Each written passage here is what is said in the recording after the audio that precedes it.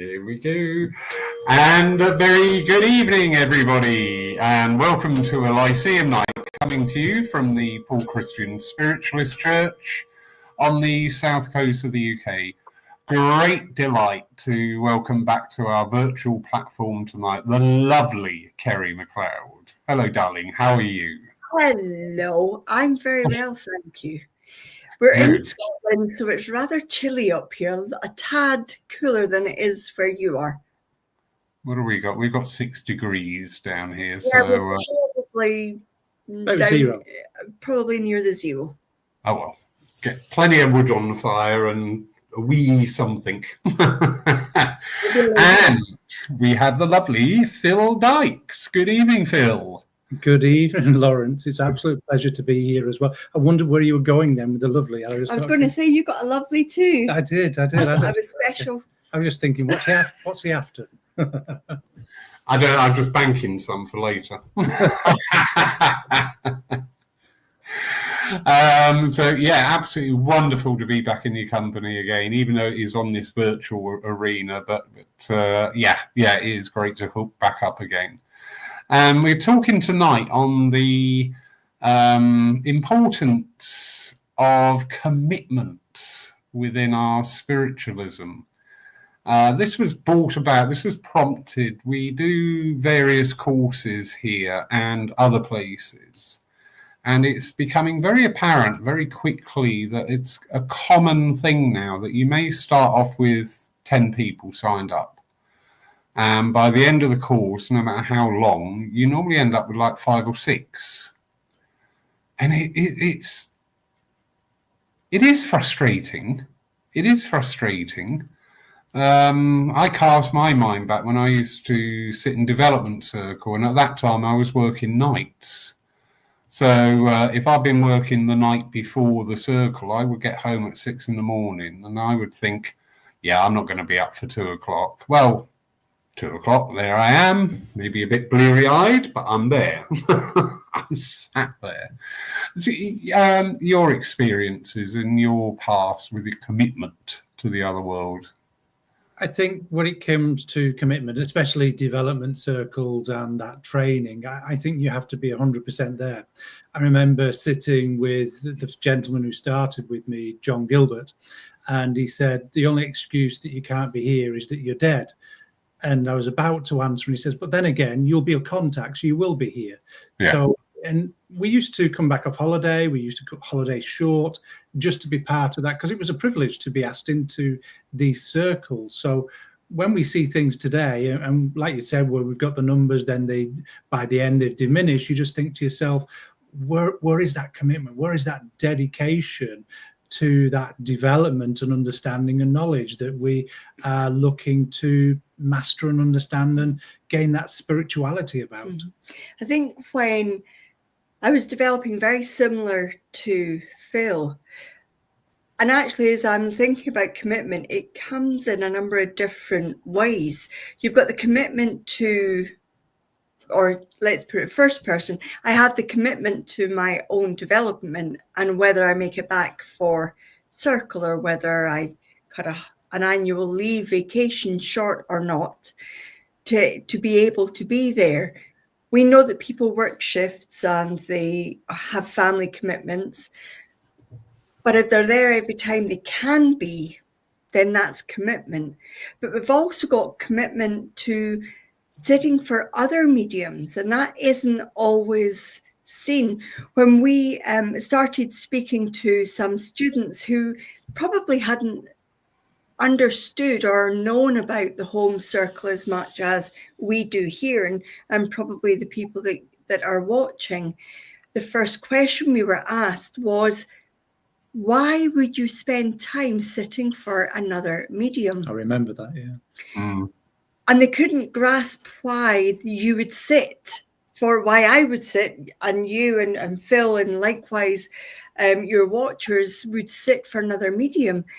Well, commitment to the spirit world isn't just about our own development. It's about the development of other people who are developing different abilities, different spiritual abilities, in order to be able to serve the spirit world in different ways. And I know I'm in Scotland just now at my dad's, and both my dad and I sat for a fantastic trance and physical medium, a man called Jock MacArthur.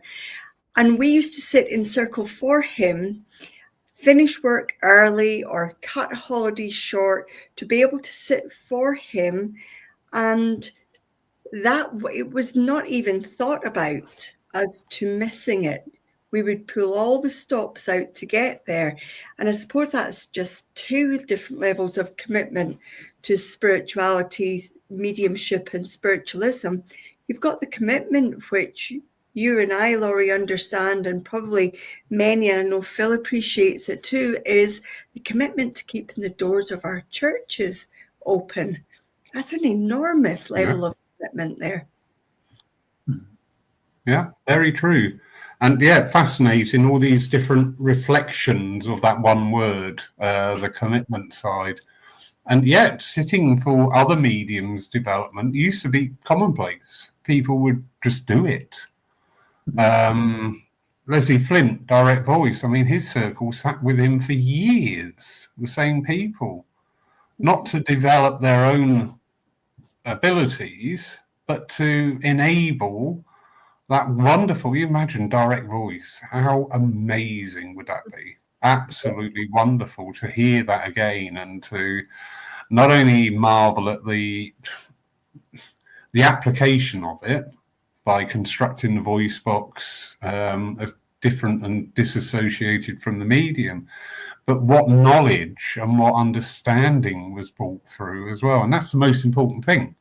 It is. And I think sat in circles such as that, and when we were asked this question of what do we get from it, why would you do that, I had to take a breath and just think for a minute, because I just thought to myself, how is somebody asking this? Because as you sit within that circle, especially for somebody like Leslie Flint, you're going to receive the most wonderful education and interaction with these people from the spirit world, giving you insights that you can't find in books, and it's firsthand. So that, to me, even just the thought of being able to do that, and I know Leslie's not with us anymore, but the thought of being able to do that today excites me, because what we're going to understand, what we're going to learn, where's it going to open our minds to, and to be dedicated to that shouldn't be something that's difficult. It should be an exciting, and there should be, it's that time of the week and that day of the week we've got, that would be a big, it's almost like looking for the annual holiday, but you've got it every week. And I think that's part of what isn't recognized as the spiritual development and mediumistic development that happens in every sitter, because you're exposing yourself to the spirit world and those spiritual understandings and learnings. And when we were sitting in this for other mediums, and we do sit in circle now, we were sitting once a week, we now sit twice a week, because the power that's generated and that sense of being part of something is incredibly addictive in a way, and feeling included in the development of somebody's mediumship and seeing the progress there, and knowing that in some way that small amount of time, and it is an hour once or twice a week, is a small amount of time to be able to spend helping the spirit world develop one of their mediums in whichever capacity that they're looking to. Yeah, definitely. Just being part of all of that. I do wonder, and I do hope fervently, that the home circle is going to make a resurgence. We need the discipline, we need the understanding, we need the setup for it. I'm not betraying confidences here. I was called out once because some people I knew were sitting together, and they've opened a portal in the next door neighbour's lounge, and it was just a complete mess when you got over there. There was no discipline, there was no formula to it, there was no intent, and it's just like, the home circle can be magical when it's set up under the proper conditions. You've got to have the intent. Why are you sitting? You've got to have that discipline. You've got to have that commitment. Yeah. I mean, that home circle you just mentioned, let's talk about, or we can talk about any form of mediumship. We're going to sit in that circle to be in the presence of the spirit world, to give our power, our love to that unseen world. And for me, just the thought of being in that power is a privilege. But as we're developing these gifts, there seems to be this understanding today when we sit in these home circles, all these phenomena, all these experiences happen. But for me, it's just about sitting in the power. Then when that circle or when that medium goes somewhere, that's when we see the real true ability shine. It's about building the power and that blend with the spirit world. But as was said to us just recently, and again, I might get myself in trouble here, well, what do we get out of it? What do we see? What's the point of doing that? I can do that by myself at home. And I think to myself, well, to be part of a collective, and if we look at history like the Skull Circle, Leslie Flint, and many other mediums, the phenomena that's taking place through years of sitting. I mean, some of these circles sat for 4 or 5 years and nothing was happening. Then all of a sudden it did. That shows the commitment that they used to have. And trying to get somebody to sit these days for a number of weeks seems to be a little bit of a hard work. And we know people are busy in their lives and there's all kinds of things that happen. But actually making that decisive decision and having an intent to sit for understanding, compassion, empathy, knowledge of the spirit world and what they can teach us, for me, that's priceless. It's a spiritual offering, isn't it? It is. The circle offers their time and their spiritual power to the spirit world and the medium. The medium offers, gives their offering to the spirit world. I remember asking Jock in the earlier days, why do you sit, Jock? What do you get from this? And he said, my reward is in the cabinet, doing the demonstration where I've trained myself to be so out of the way that the loved ones get to speak, that the controls get to offer guidance. Not philosophy and how wonderful it is following the seasons and seeing the leaves fall from the trees and the wind blow. Not that. What I experienced was control, guide, direct to medium instructions. We used to receive instructions that said, okay, next time I need this to happen. We actually received instructions about what the circle needed to do. And in order to do that, the medium had to sit and get themselves out the way. And that happens in the home circle. So that's where that development between the medium and the spirit world happens, so that when it comes to demonstrations, the mediums know where the medium has developed themselves to a point where they're not needed. This is why we beg the question of, and it may be going a bit transgentle, but if mediums want to be trans mediums, my question would be, why do so many people want to be trans mediums if they don't remember anything? If they've trained themselves to a point where they're completely out the way, that they don't remember it, why do so many people want to do that? Yeah, that's true. This question, funnily enough, has been bouncing around in the ether for the last couple of weeks. We're just going to do a quick couple of hellos. I don't want to say hello to Belinda because she's in burning hot Sydney, which is outrageous. You should come back to the UK and suffer in the cold like the rest of us, Belinda. But good morning to you, darling. Lovely Marion, hello, sweetie. Angela, hello. And Betty, good evening, my darling. Nice of you to join us. But yeah, going back to the trance side of it there, I think it's fair to say, here we go, this is Phil going to put his foot in it, and Lawrence is going to put his foot in it. So, Kerry, you're there to pull us out, all right? I think it's fair to say that... Nothing. Oh, Damn. I think it's fair to say one of the issues that face us as a movement of spiritualism is a lot of things have got watered down over the years. A lot of information has been lost. A lot of practices and standards have been dismissed. People are very good at saying, oh, we don't need this anymore. But I always say, if you're going to take something away, you need to replace it with something with equal or, if not greater, value. But that's the bit that misses. That's the bit that misses. I did an interview yesterday and I was recanting a tale. I was fortunate in my early development. I was sat with a lot of the old school mediums we lovingly referred to, and there was this beautiful story, and I know it was true. I didn't experience it, but I know it was true because they would not lie about this. They held the other world in greatest of reverence, and they used to sit together in circle, all the old school mediums, unlike today's world where everybody is trying to undercut each other and self-promote over. They would sit in circle regularly together for the other world, not for their own benefit, for the other world. And they were going into somebody's house one night, and they were going down the side alley, and there was a tall hedge there, and it was very dark.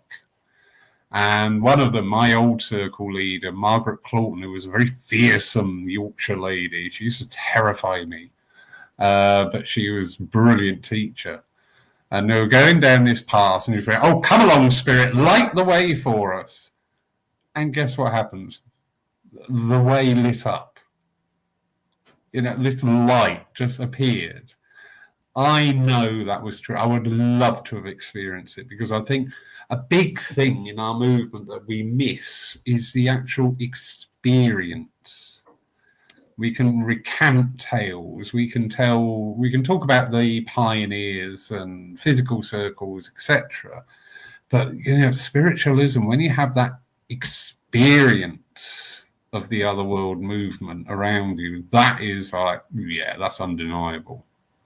I think you're right. There's countless stories about lights, and go to the pioneers and wonderful, inspiring stories that have been accounted and very true.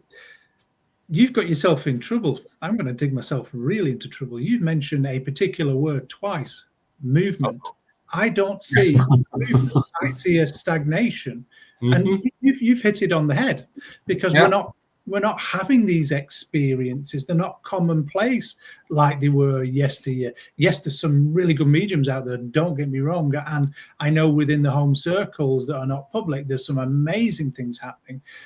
But the movement, something has to move forward. And it's really good we're having this debate about commitment, because that standard of commitment, you can. Movement doesn't always have to be forwards. Well, it can be backwards, or sideways, or whichever.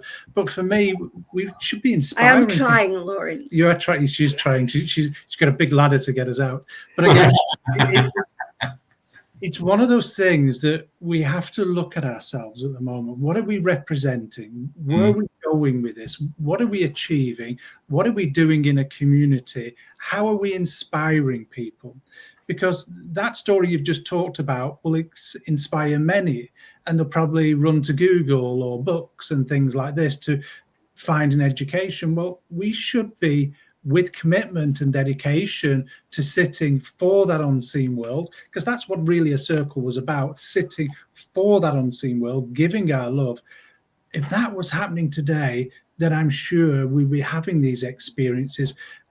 And just because I don't hear about them doesn't mean they're not happening. But I think the more people that sit for the right reasons, we will start to have these experiences again. That unseen world hasn't gone anywhere. They're still wanting to communicate. They're still wanting to lead us forward. My question will be, are we listening to that intent? Are we following that intent?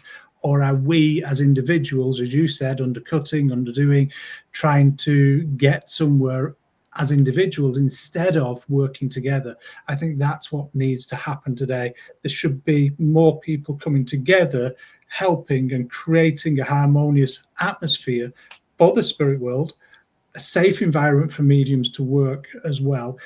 It's important. Some of the things we're hearing from students that have gone to certain places, and again, no mention of places or names, but I wouldn't go to a seminar to be insulted.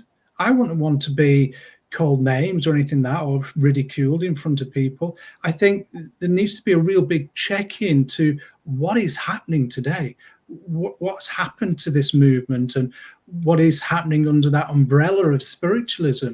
For me, I'm very passionate about it. I believe in the spirit world and trying to be harmonious and trying to help as many people as we can. I think that's where we're lacking today. I think there's too many people out there for themselves, and I could be shot down for that, but we're trying to do our bit in our corner, in our world, in our lane, and that's what we're trying to do. Anything from you, Kerry, or are we all right at the moment? Do we not need rescuing? Can we be rescued from the truth? No. Do we need to be rescued from the truth? It might be controversial, but we do know that you gave a story there about you believe it happened, but it didn't happen to you, and you absolutely believe that it was true. And we have, if you go to Gordon Higginson's book, is it On the Side of Angels? Yes. He talks about during the war how he followed a bouncing light. That's right. Yeah. And he didn't die. Yeah. There are other accounts of people following lights, whether it be, I know there's all sorts of understandings, angelic realms, extraterrestrial realms, the spirit world. It matters not. It's not of this physical world. Then if that is to be believed, and it has to be, because spiritualism is based on the pioneers and the stories. But if you speak to some of the people now that knew the pioneers, that are in many ways pioneers themselves now, they'll say things haven't really changed. Yeah. There was always this not working together, this cliques in one place, and perhaps if another group or church or medium or community didn't fit in, they were ostracized and in some way undermined and spoken badly of. And it is happening. We can speak truthfully that we know some of the people who decide to train with us are treated really badly by other people claiming to be spiritual medium tutors. And it's awful, because we're then having to spend time building these potential ambassadors for the spirit world back up, because they're being seen as commodities. They have the commitment, they have the discipline, and they also have the ability and the potential to be really, really good mediums, whether it be altered states or mental mediums. But they're being undermined, they're being badly spoken to, they're being embarrassed. That's not what the spiritualist movement was about. And it's maybe not about, well, it used to always be like that. Perhaps it doesn't make it any more right. But what can we do that involves discipline, commitment, and honesty to move the movement forward? Yeah. We can't afford to go backwards anymore. In fact, I will jump in there very quickly before Lawrence comes in. Wasn't it in Leslie Flint, one of the independent voice seances, where Estelle Roberts came and spoke? She did. I think it was 1976, I'm paraphrasing, but I think I'm right on that, where there was a recording where it says that the spiritualism needs to look back and needs to move forward, needs to make changes, unless learn from the past. That's right, learn from the past, because that discipline and that way forward and mediumship is being lost. And we're now almost 50 years since then. Can I add something else in, Laurie, before you start? Yeah, carry on. Before I start. Before you respond to this area. If you look at spiritualism is about a religion, faith, science, and spirituality. It's about all of it encompassed, and philosophy all coming together. There's been so many steps forward in the realms of consciousness. And I know a lot of people want to term consciousness as new agey stuff. It absolutely isn't if it's done in a scientific way. If we look at, not to get too technical, but if we look at quantum physics, it is an umbrella now for probably 2 handfuls, maybe more, different types of physics on the quanta level. And some of those are beginning to explain why the world is the way it is, and why we can't always go on traditional physics because it's based on the observed universe. But what about the unobserved universe? We can't just rely on speculation. Some of those physicists that are looking at consciousness now are incredibly, what's his name? Chris Logan. He's a mathematician. Not Logan. Is it Lagan? Langan. Chris Langan. He's got an IQ of greater than Einstein, according to some of the tests he's done. And he understands consciousness.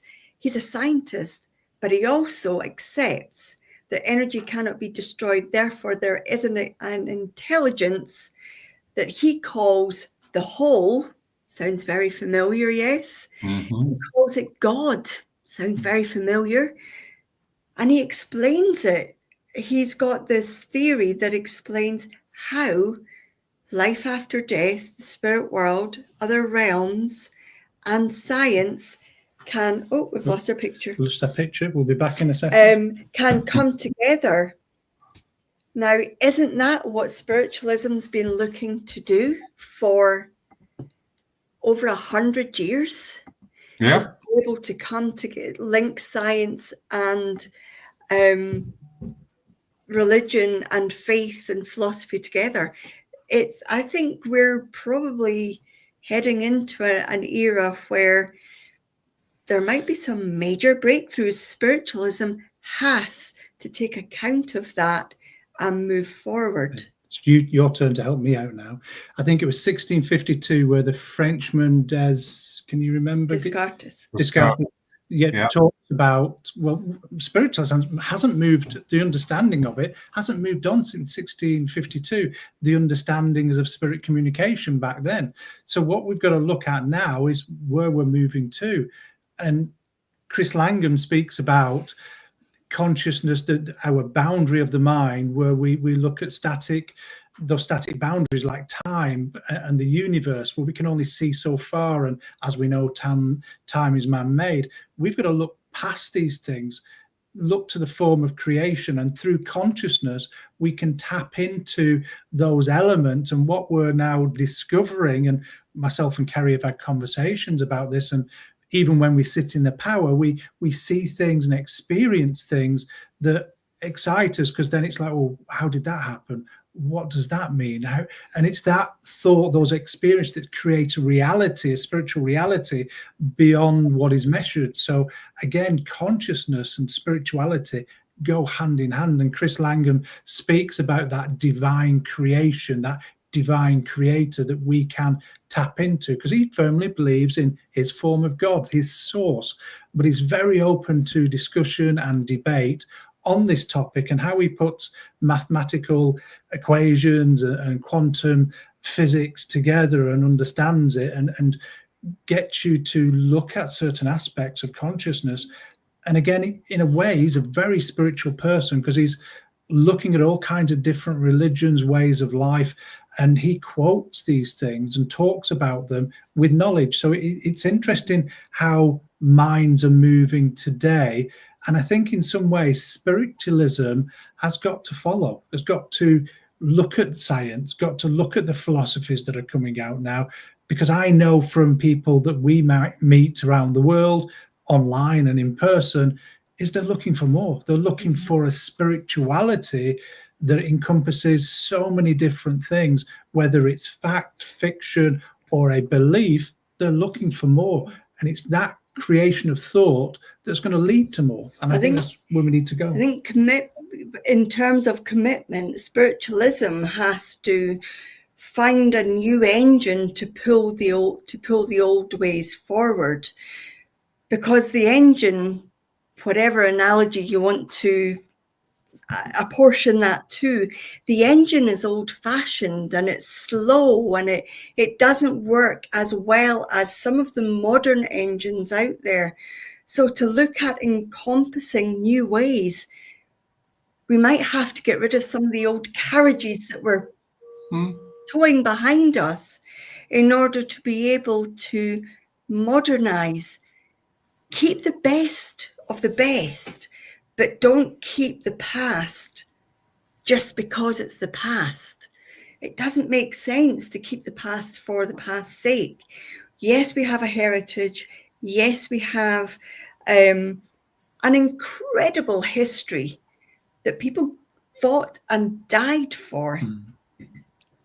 But people are doing that now. They're fighting and dying now for the spirit world, for an understanding. Why do we have to wait till they're old or gone for us to actually listen to what they've got to say? It's time to move forward. Yeah, I couldn't agree more. Before we just continue, a quick hello. Lovely Matt. Good evening, Matt. Nice of you to join us. And where is it? Come on. Why is that not showing? There we go. Goodness sake.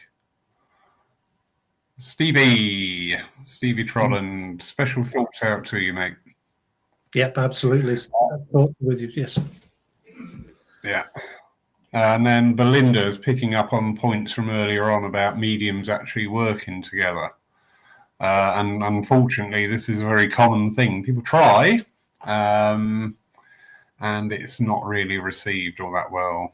Tessa Artist here, sort of picking up on research of NDEs, near-death experiences, is becoming more to the forefront as well.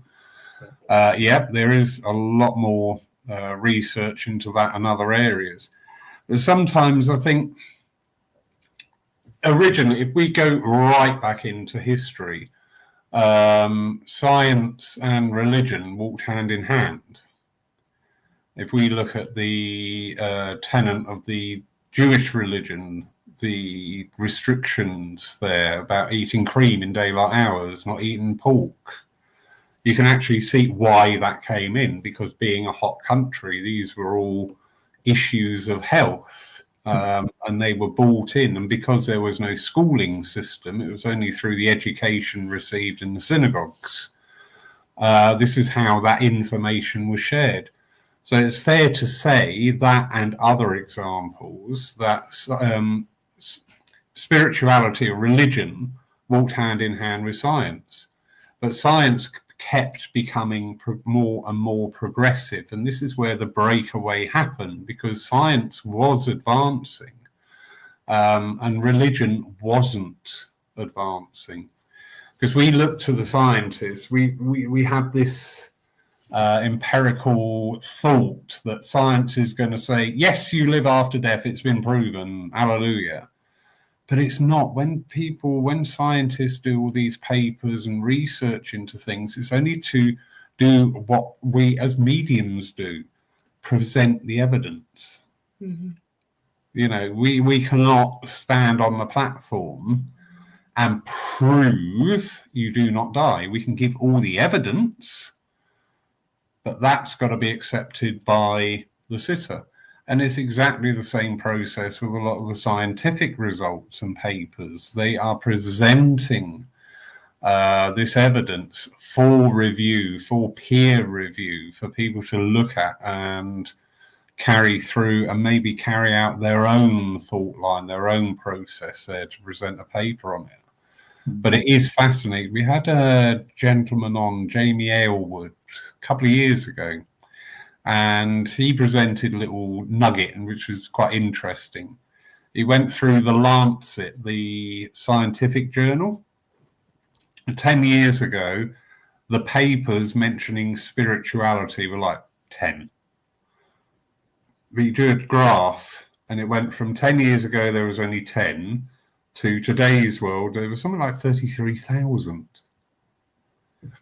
So it is coming in, and you do hear it. A lot of spiritualists, if you say you've got a doctrine or a scientist, oh, they only want to disprove it. It's this instant barrier that comes up sometimes. And I think that's governed by man's understanding, or a lot of people's defense mechanisms today from them working. They're just protecting themselves. But I think there's a lot of good psychical research centres.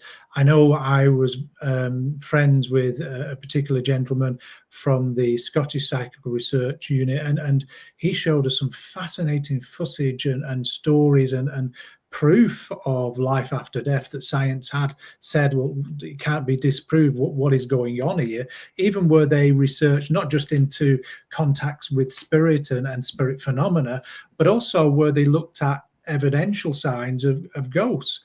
And what they discovered is it's almost like a motive of communication where they get seen repeatedly doing the same thing.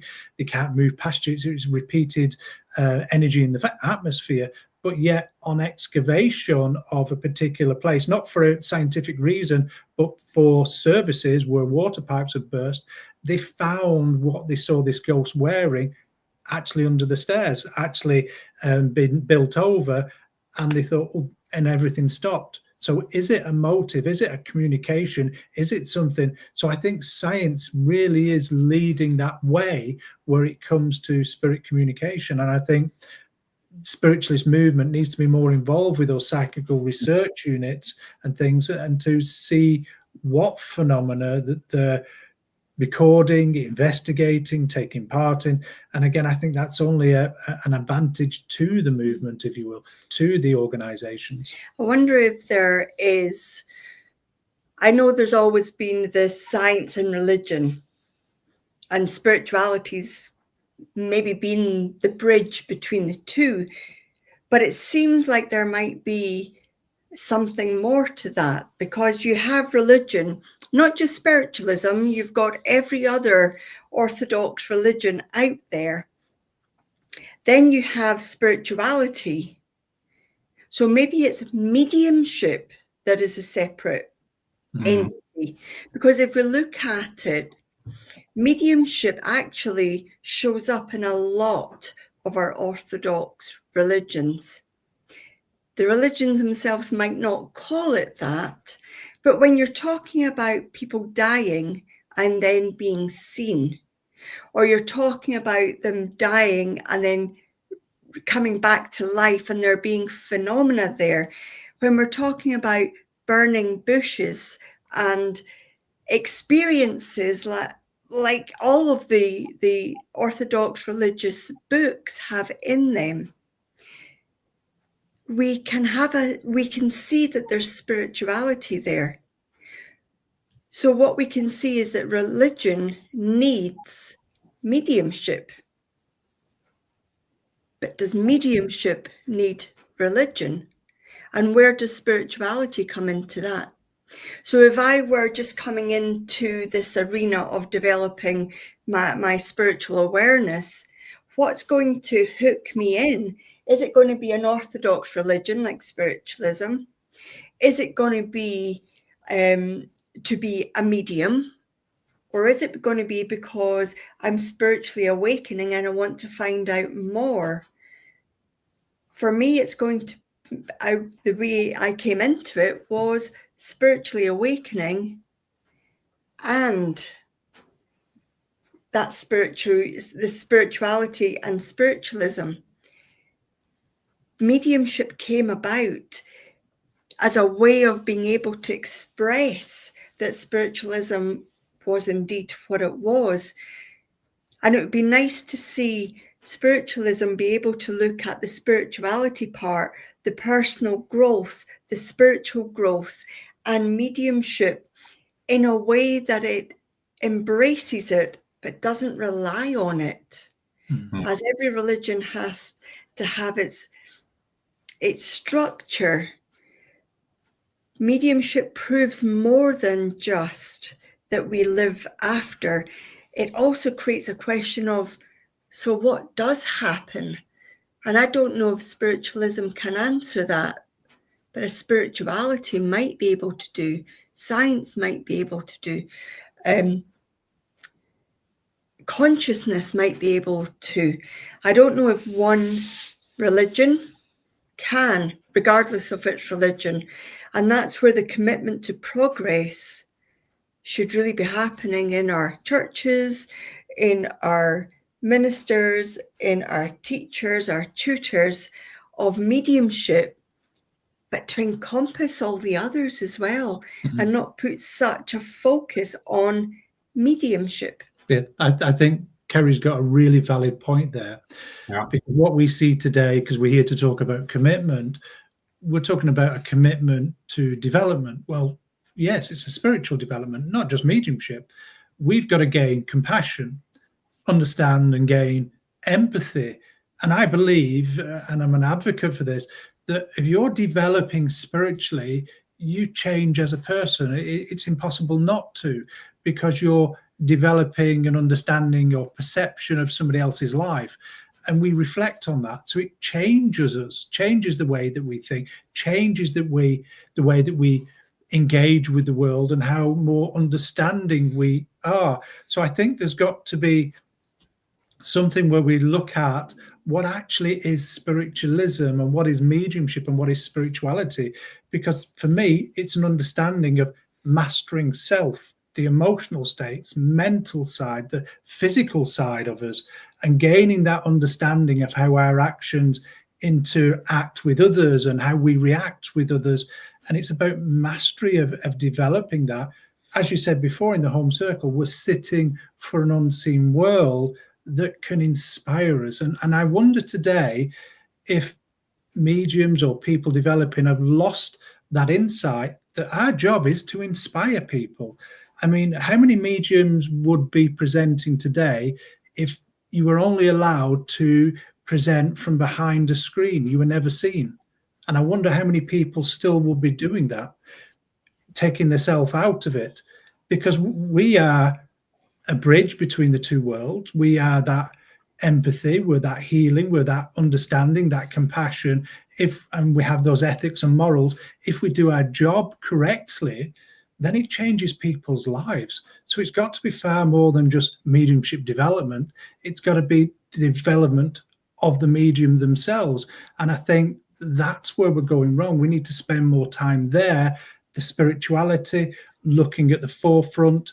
We talk about the pioneers, and we talk about pioneers today that are leading, but we don't talk or we don't see them inspiring a nation or a country or a movement. It's just within their own little segments. I think the spirituality has to change where it can inspire the world and really bring forward peace, tranquility, understanding, compassion, because I think that's the only thing that's going to take down barriers and walls. And I don't know if it's just my own mindset, but when it comes to science, I'm there. I'm willing to stand up and to be tested as a medium. I've done it several times.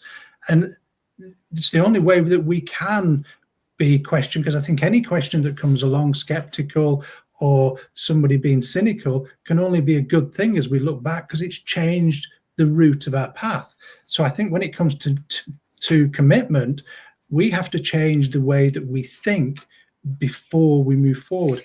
Which would mean that organizations or tutors, teachers, or communities stop looking at future mediums as commodities, as things that belong to them. They're my student, they're my medium. We get to be part of their path. I don't think any organization or community or individual should ever become attached or egotistical about having an input, even if it's huge, in somebody else's journey. If we all, and I'm speaking on behalf of everybody who shares an understanding on behalf of a conscious intelligence, God, then surely we have to be looking at how we deliver that, which means in some way we need to not put the focus on self-gain and more on what are we leaving behind? What's our legacy? Is our legacy the fact that we made so much money that we can't take with us? Or is our legacy that we had an input into hundreds of individuals that have taught mediumship after us properly? You spoke about mediumship being watered down, altered states, mental mediumship, and other forms. If we keep all this knowledge to ourselves and share part of it, but not all of it, we're doing a disservice to the spirit world. We've been told we share too much with our students, but we're trying to enable them to be the tutors of the future, genuinely, and not necessarily as part of any organization. The way they speak, the way they conduct themselves, the way they interact with other mediums, the support they bring to a community, the reverence with which they treat the loved ones in the spirit world. All of that is much bigger than teaching or being the medium. Yeah. We're all singing off the same hymn sheet. Lovely Belinda. She's saying, totally agree, Kerry. I've separated myself from teachers who've assumed ownership of me. I had the great delight of meeting Belinda, but trust me, nobody could own Belinda because she is amazing. So, yeah, lovely. We're in Australia in March, so hopefully we might get to meet Belinda. Oh, you never know. She's great fun. She really is. Everyone needs a Belinda in their life, I always say. But getting back to the conversation, I was just sat here going, oh, thank God it's not me. I think it is. I think we've all got to be champions. Not just Laurie, is it? No, I think we've all got to be champions. We've all got to lead from our own corners, our own lanes. We have a motto: we stay in our own lane. We do what we believe is right, and we stick to that. And some of the things we hear from the community, what we do, it seems to be right and resonating with people. So we're sticking true to what we believe and sharing as much as we possibly can. Kerry was right before. We've received phone calls of people which say, well, you're telling them too much, you're sharing too much, and you shouldn't be giving them that. And it's like, well, that's our job. That's our job as teachers, as demonstrating it's our responsibility mediums. to the spirit world. Yeah. I had something similar. Through an online group that I was running, two people met and they started working together and doing quite well. Great, absolutely wonderful. And somebody said, well, don't you feel a little bit left out because you introduced them? I went, no, because that was my part. My part was to put them in the same room. What happened then is their part of it. And, I can't be any more happier for them. I just thought that was a really weird thing to say. Of course, I'm not jealous or envious. It's not me, get on with it. But I was reading a book, a Scottish medium, physical medium, listen, my son, name's gone. But in that book, he was talking about... Put it in the chat box for you. Sorry? Somebody might help you out by typing the name out, if they know it. Hunter Selkirk. And in there was a description of going into a service and names being given. Not only one name, two names, very pertinent. And I just sat with the other world afterwards and went, why do we not see that level of mediumship anymore? They said, and actually Phil picked up on this earlier on, he said, we haven't changed. It's as simple as that. And I went, yeah, I get you. I absolutely get you. And I'm looking then at, are we focusing too much on the mechanics of mediumship? Are we focusing too much of this is how you link with the other world, this is how you present the evidence, this is how you dig for more, this is how you do this is how you do that, but we're leaving out the, well, what does it actually mean to you? You know, you are performing literally a miracle for some people. Do you not feel that the truth about it's absolutely true? I do believe that there is too much focus on the mechanics, but it's the low-lying fruit. It's the easiest part that's taught. The rest of it takes time to help somebody who's spiritually evolving and growing and having wobbles and learning who they are and questioning and changing their boundaries and their values and their morals. That's a much bigger journey. Mm-hmm. Teaching mechanics of mediumship, it's actually really simple.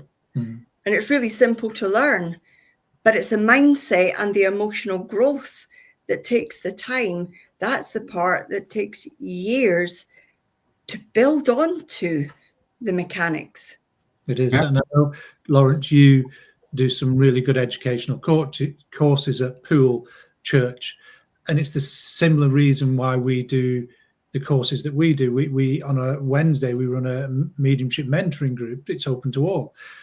But what we do is get one topic, and for those 4 to 6 weeks, we break that one topic down into bite-sized pieces, and we explain it and going through. And to give you a little bit of insight of a couple of students, one of them said just only the other day, I wish I got this years ago. And this person has been to many different places. And lots of progressive groups. Lots of progressive groups. And we said, well, this is just the basic foundation. We're going step by step by step and really introducing what it's really about, the understanding of it, not just the procedure of mechanics, but why they're happening that way. It was looking at the mindset and consciousness, because that's what lies behind people not being able to shift their mind.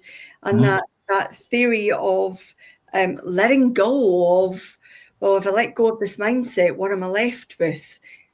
And there's nobody there to help them through that journey because everybody's teaching the mechanics. They have to go to a counselor or a coach or a therapist.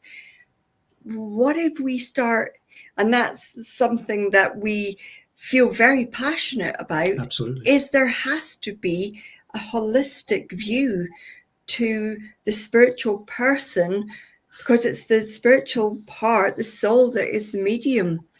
It knows what to do. It knows how to connect with spirit. It's the evolution of the human being that we need to focus on. And that's why we do a lot of personal development courses as well, like the one we've just done, Grow Beyond Your Limits, which takes the mindset, looks at what we know, those static boundaries, and we surpass those, we move past them, and we open those doorways to new thought, new understanding of consciousness that transports new growth. And that transformational period, because if we look at mediumship, what we knew 10 years ago in our development, we're 10 years on, we should have grown, and we have. And the understandings that we have of the mechanics have grown.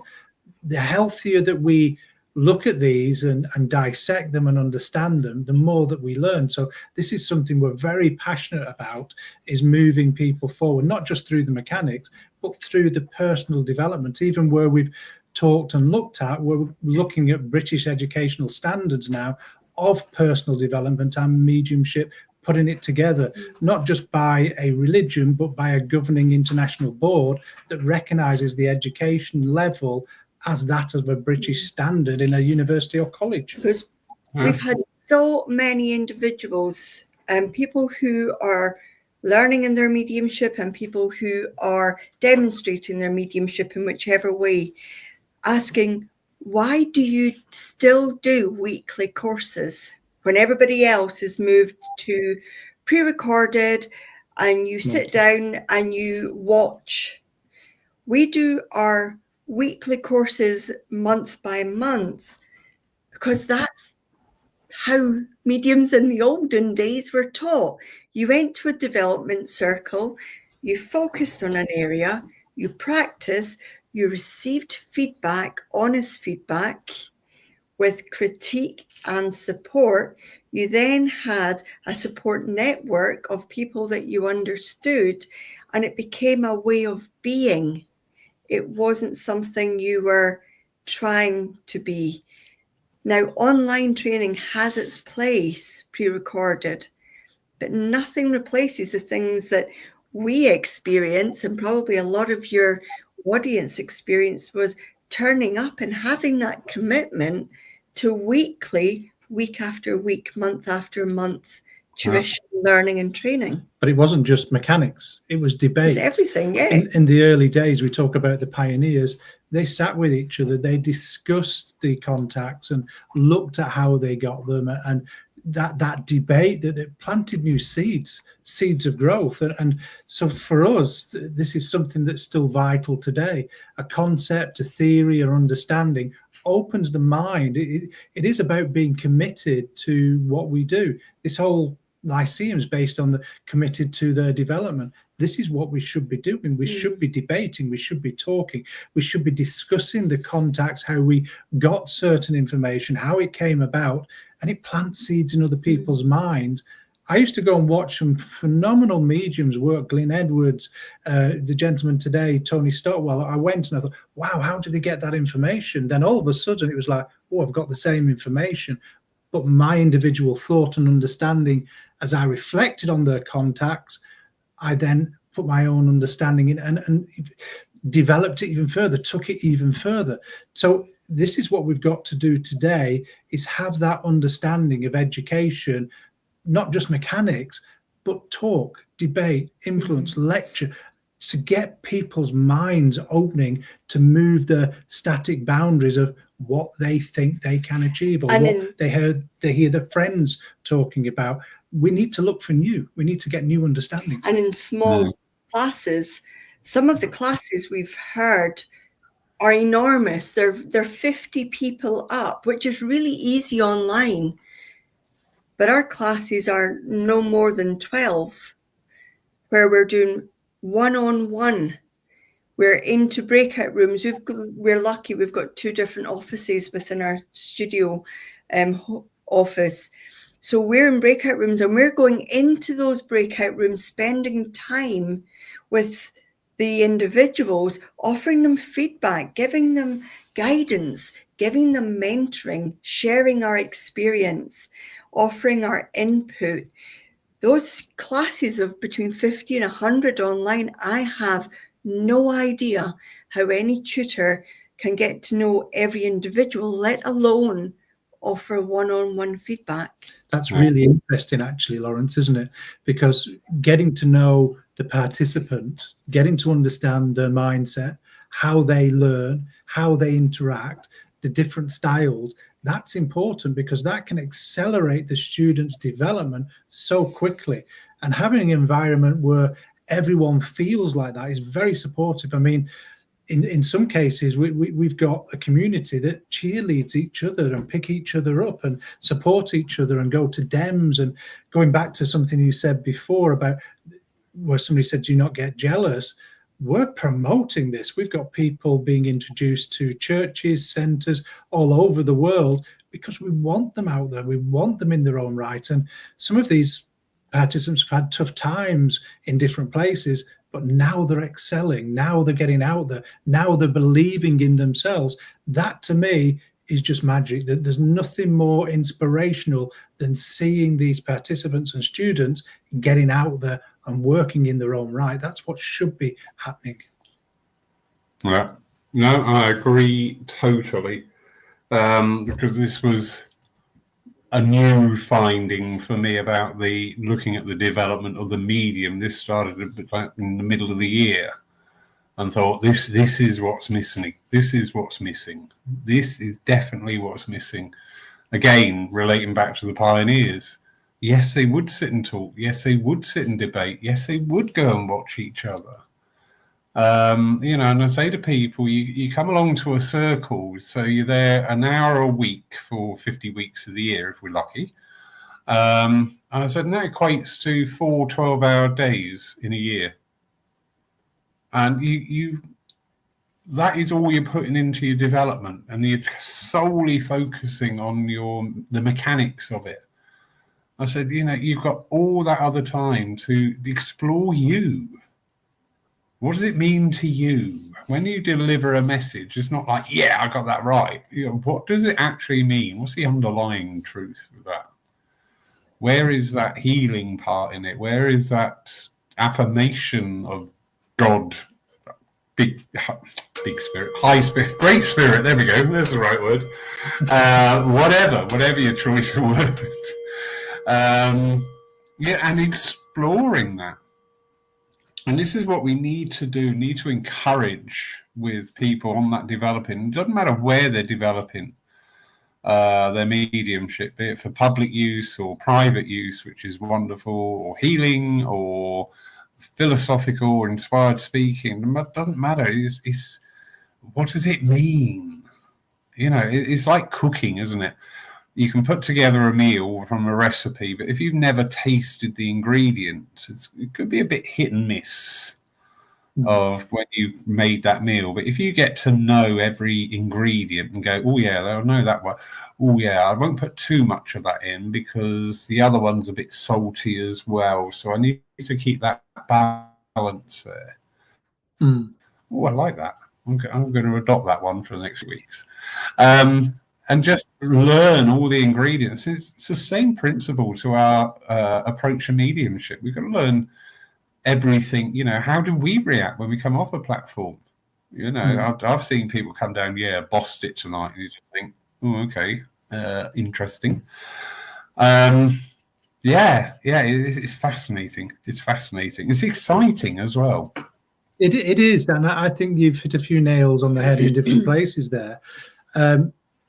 You talked about development, sitting an hour a day, 50 weeks and 4 days. It equates to, we've talked to people that have said they're going to be a trance medium by such a date, and that date has gone by years now, and they're still not a trance medium. I spoke to them not long ago, and they said, well, I may sit once a month, and I thought, that's less than 12 hours a year. And when I voiced that to them, they went, oh, it's sort of reality hit. I mean, today we're here talking about commitment. I remember traveling the length of the country to go and sit in a regular monthly development circle, and my own circle once a week, and sit with other people in different times within that week. So it was a way of life. It's about the intention, about our integrity.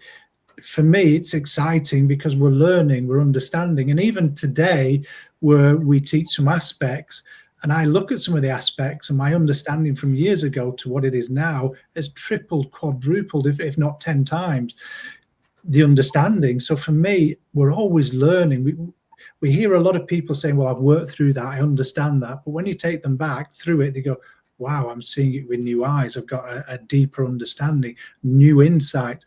For us, that's magic, because it shows how much they've moved forward. So I think that the more that we can sit, the more that we can put into discovering, watching other people, listening, seeing other teachers, it's all an education that keeps us moving forward.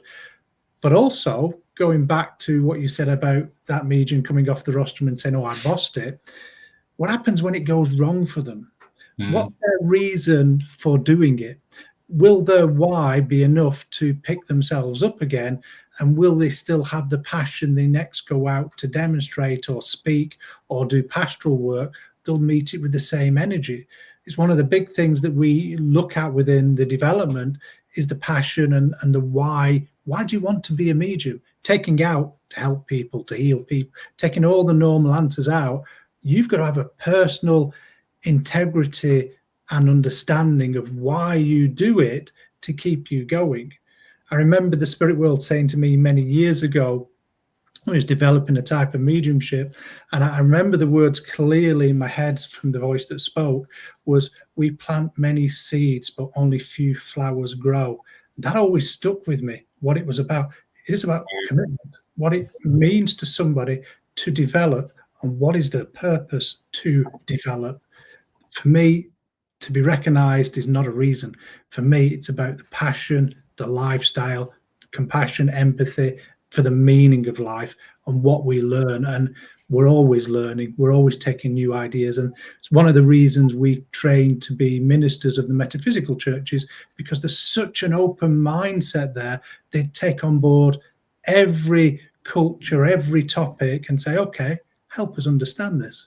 And that to me is golden, because we get open mindset. Yes, we're evidential mediums. Yes, that will never change, but we're always looking at new ideas, new understandings, particular consciousness, and how that can move us forward. So as we come back to what you said there about development, sitting, and what we put into it, absolutely, we should be excited about what we're doing, not just for the class, but every waking moment in that day, in that month, in that year, in our lives.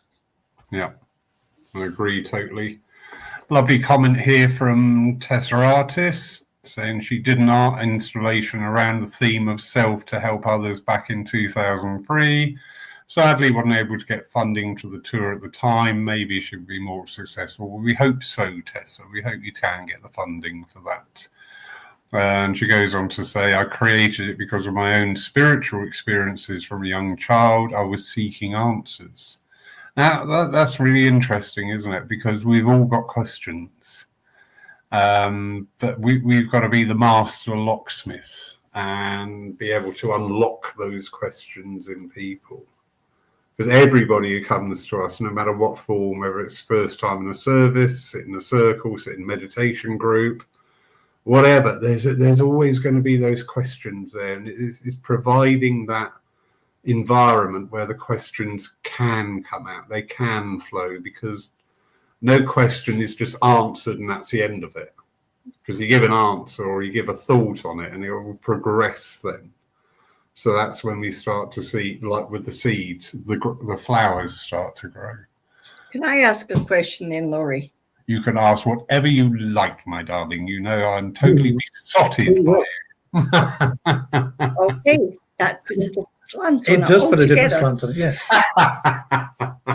So today's theme is about commitment to spirit world, spiritualism, spiritual development, mediumship, etc., etc. You've said how that came about, that theme came about, but what's your understanding of what might need changed to get commitment kind of top of the list with people? We live in a very different world to when I go back to what I call the old school mediums who were reared from the 40s, 50s, 60s, that generation sort of thing. But we need to realize that we're going to have an awful lot of people come to us with various neurodiversity needs, various different abilities, you know, because we can't say in today's world, well, this is the norm, because there isn't a norm nowadays. Everybody has got a slight different slant on things, and that's great. You know, in our mediumship, we encourage that individuality. So it's providing the right opportunities for a wider range of people as you can, but also understanding your own limitations and knowing the areas that you may, I'm going to struggle with that because I haven't got the sufficient knowledge, but I know somebody who I can recommend you to. Mm-hmm. So it's looking at the training side, the education side, and having that flexibility and having that openness and understanding that if I say to everybody listening tonight, a fish, everyone's going to say, oh yeah, I saw a cod, I saw a halibut, I saw a pike. You know, people will hear things differently. People will understand things differently. And that's fine. That's absolutely fine. There's nothing wrong with that. So I think our approach to teaching and coaching has got to be brought up to date, to understand more about neurodiversity, to understand more about different thinking process that people have, and presentation values as well. It's really funny, Kerry, you said about old coaches, because we had a get together last night of working mediums, and somebody said, well, us lot, we like the old steam engines, because, and I'm like, well, it's the other world trying to tell me something here. But yeah, the different platforms and the way things are presented. There's people out there on TikTok now that have got thousands and thousands of followers, and presenting spirituality, but in a modern twist, a modern way. There's certainly no hint of religion there. There's no mention of churches and centres. It's just put over. And yeah, you listen to these people and you just think, ooh, I like where you're going with that, but I'm not quite sure about that avenue. And that's fine. That's absolutely fine. You can't march in there and say, you're wrong, you're wrong, you're wrong. Because they're right for them. It's how we engage in that environment. Well, have you considered it in this aspect? And, tell me about your thoughts on it.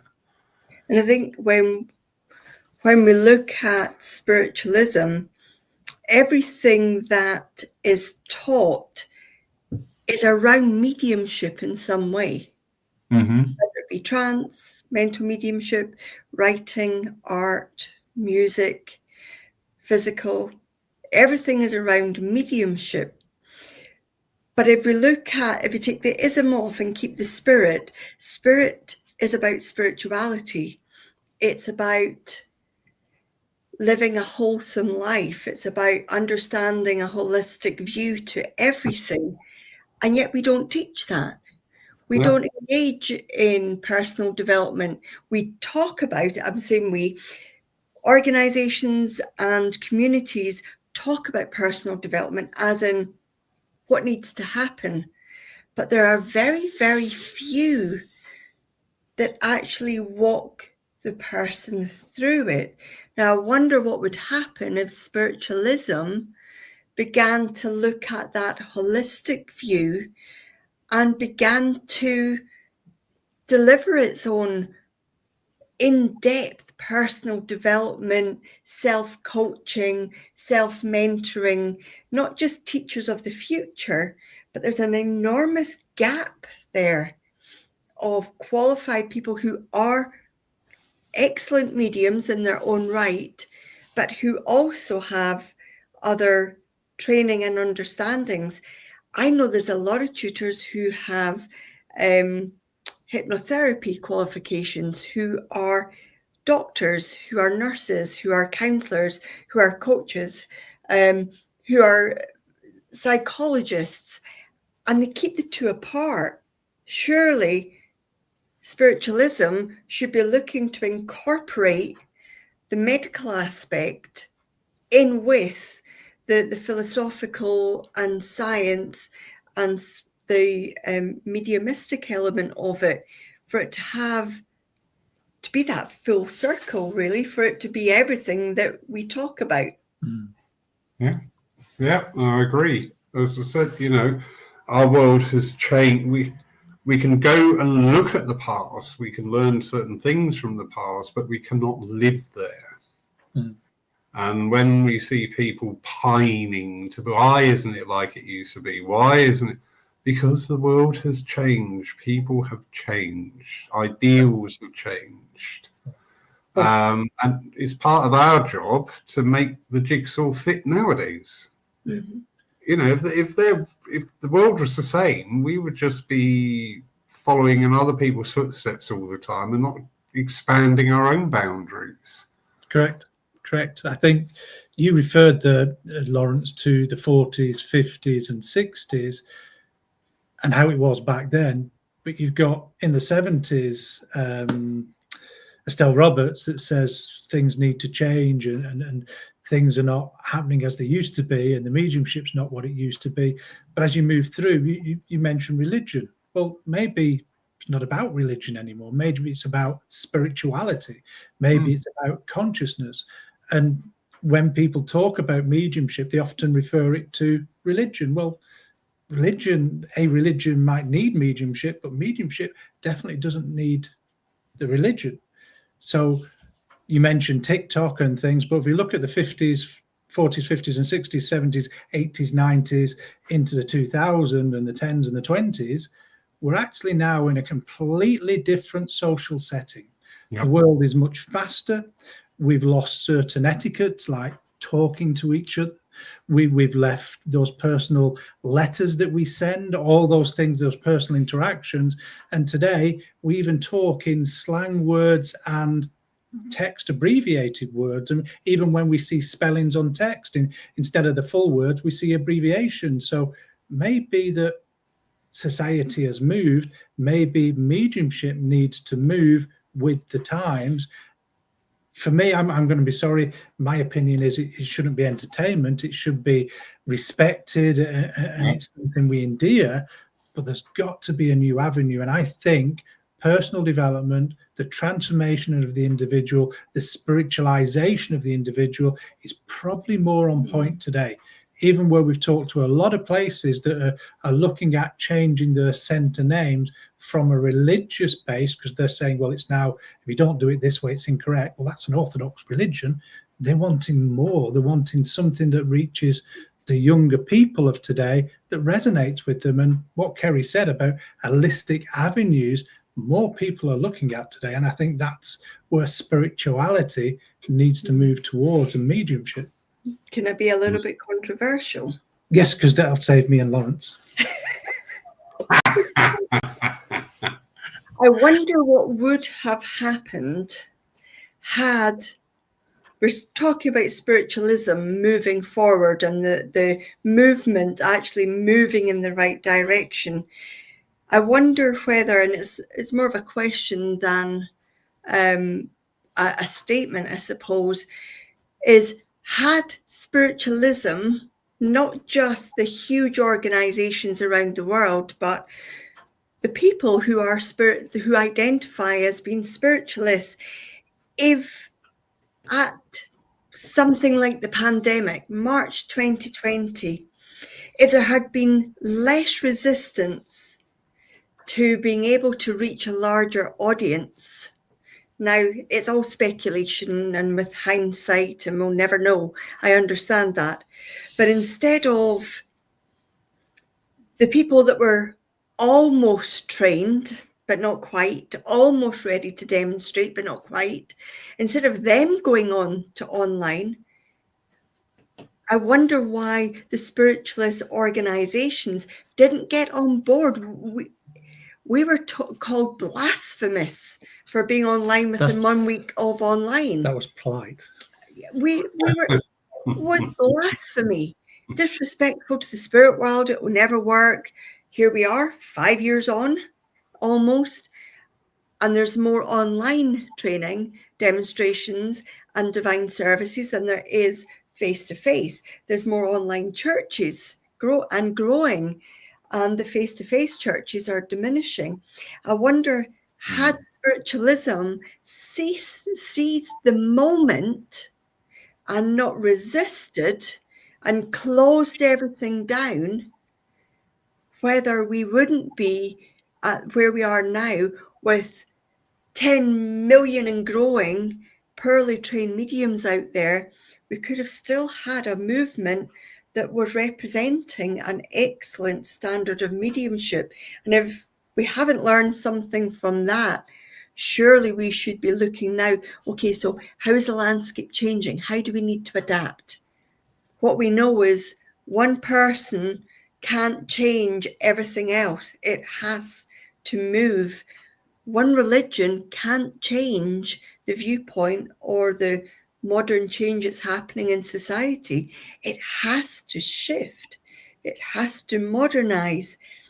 And if we haven't learned by now that we need to modernize, surely hollering on the old and the history and not really looking at, so how can we make this new and relevant?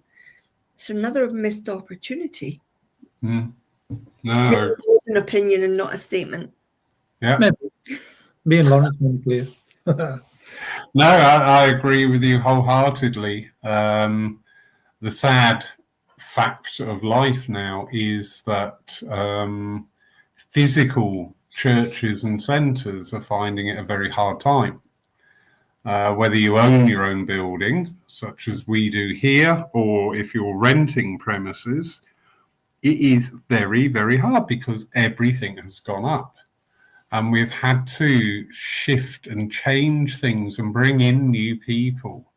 And, you know, the greatest of respect, bring in people of today's world who going out and spending £4.50 on a cup of coffee is norm, rather than keeping it to one specific area of people who have been putting up, you know, and again, the greatest of respect, putting £1 in the collection plate since 1970. They're putting in £1 and then taking out 50p. They're putting in £1, then wanting a free coffee, want free parking, want loo paper. For God's sake, I mean. Don't know what you're talking about, Lawrence.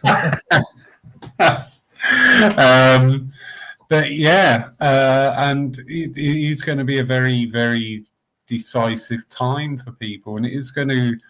We don't like change. Human beings, we do not like change at all.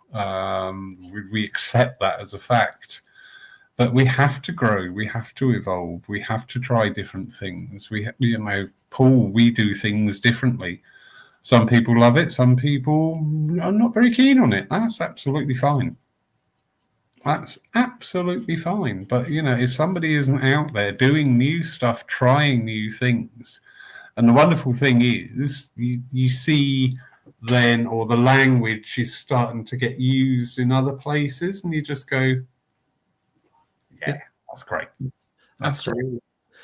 I think what Kerry said there, and she reminded me of a few incidents where we were really chastised right at the beginning of the COVID period being online. But the same people that basically had a really good go at us within months, within the first 12 months, then rung us up and said, how do you do this? Is it just like doing that? And we went, yeah. And I thought, and part of us was like smiling because we thought it's moving. It's now catching. But it was a missed opportunity of everybody. It was a huge had spoken with everybody and said, we found that this works. And if you use this and not that, and if you do this and that type, then spiritualism might have been the most favored religion out there because it would have used the platform and got a platform unlike any other. It already has, mediumship has, spirituality has, but spiritualism hasn't, and that's a great shame. It needs to modernize and use the platforms that are there. There's a lot of people out there that are unhappy or are grieving. Or are sad, that will gain a lot from being able to attend a community where everybody embraces emotionally and spiritually everybody else. That's one of the fundamental benefits of being part of a spiritualist community. I mean, we're coming up to, I think it's our 5th year on the Sunday service that we do, but it's been 6 years online because we were doing them back in 2019, raising money for children's charities, streaming theatre events across the world.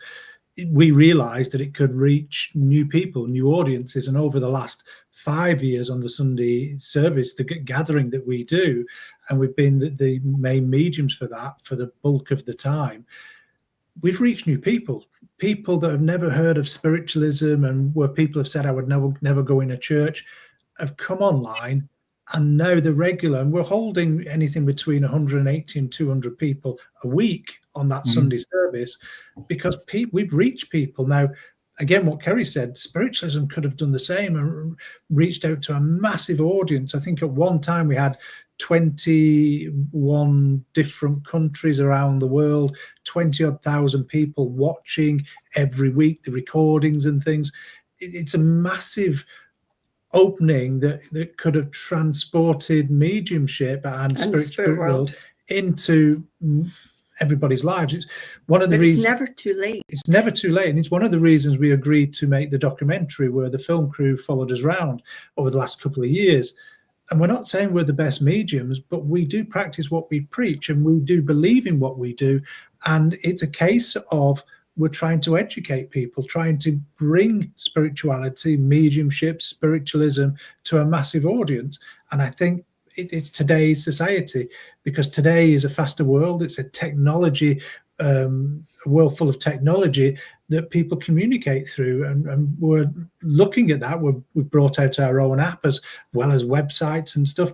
It's about staying relevant without losing the integrity, and meeting the needs of today. I think that's probably the key thing of the whole discussion about commitment, is meeting the needs of people today. Yeah. The late great Jean Bassett said in a talk at the turn of the century. That's scary, isn't it? And she questioned, saying about when the rallies used to be held, when the Royal Albert Hall and the Manchester, I think it's the Playhouse they used to have up there, and all these great gatherings of spiritualists there, not to see a demonstration of mediumship, but to hear other people talking. And she said, what happened? Where have those people gone? And she said, well, the truth of the matter is they haven't gone anywhere, but we've stopped giving them something worthwhile to listen to. Correct. Yeah, and that was very, very poignant. Got a comment here from the lovely Angela Devine. And going back when you were saying about hypnotherapists and amalgamating the two with the mediumship. And she's saying here, as a nurse myself, there are issues now about the risk of litigation. So far as if I were to stop to help at an accident, I would not mention my profession to protect myself. Incorporating this into spiritualism, my question would be, could this risk my professional accountability? It's an excellent point. Mm-hmm. And what we have to be aware of as part of the training, we have to naturally be aware of, as a medium, we already have a responsibility. We already have what could be called the upper hand. Because if somebody goes to a medium or a psychic, they're already probably a little bit lost on their journey. They're already open to being led or directed or guided. They're already looking for answers that doesn't come from themselves. So as a practitioner, a spiritual practitioner, we have to know the boundaries of our ability and be very clear about what we're offering. It already happens. We were speaking, I don't know, 2 weeks ago, it doesn't matter, in November, so however long that was, last month, that's easier, to a lady in Europe, not in the UK, who said her reading sometimes went on for over an hour when a half hour had been booked, and an hour and 40 minutes where an hour had been booked. And I said to her, what on earth are you doing? Well, I do a bit of coaching, I do a bit of counselling, I do a bit of mentoring, I then do a bit of psychic reading and a bit of mediumship reading, and then I do a bit of listening, I do a little bit of pastoral services. I said, but that person didn't turn up for all that. That's your need that's being met. Trying to please people. So we have to look at people's intention of why are they feeling that they need to do the bells and whistles, but also where we are, if we are a trained psychotherapist, psychiatrist, coach is slightly different because it's not a regulated profession. Anybody can, within the realms of coaching, call themselves a coach. Counselling and psychotherapy, different, obviously, nursing and doctoring. But what we need to make very clear is mediumship and psychicism is about empowering. So the minute we get into a telling or a guiding or a giving advice, we've overstepped the mark of where psychicism and mediumship is. So in personal development is all about empowering. So if we were to say, how did that feel for you hearing yourself say that statement? In no way are we offering advice. We're asking the person to reflect. As tutors, we have to be very clear for the people who develop their mediumship with us that we are there. And if we are not able to cope in any given area, that we know the people we can signpost to, Yep. or the appropriate professional that they need. Not saying I advocate giving specific names, but the appropriate service that they need to seek out. We're not saying that we are the correct person to see somebody through that personal development process, but we also trust that the person has it within themselves to work through it. They might wobble, they might kick and scream, they might point the finger at Phil and I and say, "You're rubbish teachers." Often it's because we haven't rescued them in the way that they wanted rescued, and actually they didn't want the struggle of doing it for themselves. So I absolutely agree. It needs somebody who is well experienced at managing people through without overly rescuing and assisting, but not leaving them in the lurch. And that's what we've seen probably within the last 3 weeks. We've had 4 people come to us that have been destroyed emotionally and their mediumship by the can being opened.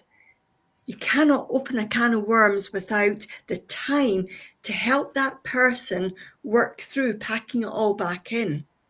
And that's what's missing. We can talk it, but we need the time and the dedication and commitment to seeing it through with that person, which is why we see everybody we work with as an individual. One size does not fit all.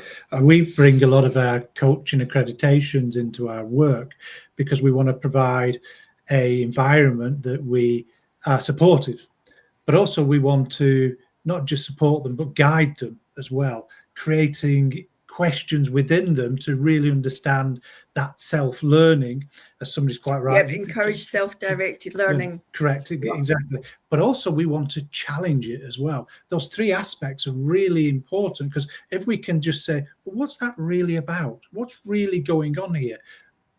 And they start to question and delve a little bit deeper. We're experts in that field, but we're also experts in that ethical field as well. We know where our boundaries are, where our limits are. And as Kerry said, we can then direct them. Have you ever thought about X, Y, and Z? They might be able to help you that little bit better in a completely different medical field. So knowing the limitations, knowing the boundaries and the ethics and the morals of everything, then we can start to signpost people to certain professionals of medicines and other things.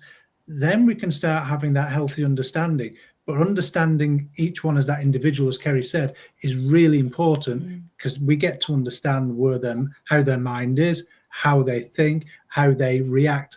Even a simple task of listening has many different levels within it. So being able to reach somebody with the right kind of tutorial, understanding, method and technical area is really vital in somebody's development. And it's knowing the individual to know when we need to step in. Correct. And do a little bit of hand holding, and when we actually need to stand and be with that person, but allow them to work through and not hurry them. It is a skill set, and it can't be taught. It has to be experiential learning. Yeah. And everybody has to learn at their own pace. But we always have this area where we start, and was it Diane or Angela? Angela. Angela said self-directed learning. We always allow that to be first and foremost in what we say. You will get out what you put in. If you make this like any other course, you turn up, you put the notebook at the bottom of the cupboard, and you only see it when you move house or you clear out. That isn't self-directed learning. It's like any document. It needs to be updated and revisited and learned and journaled and understood. They have to be accountable for the work that they're participating in. It's not just, oh, we've got a class, let's do it, then afterwards drop it, forget it. It's that self-learning. You know as well as us, Lawrence, when we do a service, a private reading, it's not just over with. that power's still with you afterwards. And as a reflective medium, I go, what could I have done better? What did I learn from that? How did that strike a chord with myself? And we learn from it. And it's that understanding that we gain and take into the next and the next and the next. It's about that self-learning process that we have to be accountable for. Yeah, so true. I do. It sends a bit of a shiver through me when you see so many posts about guidance and advice, and I'm just like, is this guidance and advice, or is this just your opinion veiled as something else? I'm always very, very wary of that statement. But anyway, what a lovely evening. Thank you so much, both of you. Thank you very much. Thank you to everybody that's paid attention and listened, and for nearly 2 hours. And yeah, hour and a half.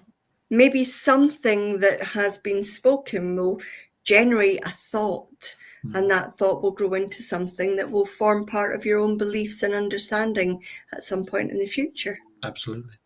Definitely. So thank you both, Bill and Kerry. Thank you. Next week, I shan't be here next week because I shall be working for our friends in Holland for their Christmas service. And then it's Christmas, so very early, but have a wonderful Christmas, everybody, all our regular listeners. Hope you have a wonderful, wonderful time. Don't forget, you can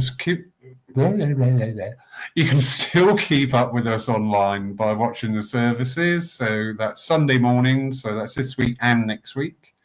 And we will be going live with our service on Christmas Eve as well. So you can keep in touch that way. But in the meantime, have a great time. Phil, Kerry, have an absolute blast up in Scotland. I'm so envious. I need to get back up there. I need it now. Visit, isn't it? But we'll get there. We've still got plenty of work to do over Christmas. It's that time of year, as we were discussing before. There's a big need out there, so we don't stop. We carry on working, demonstrating pastoral services. Yeah, it's good to hear. So have a wonderful evening, everybody, and a very good night and a peaceful night to you all.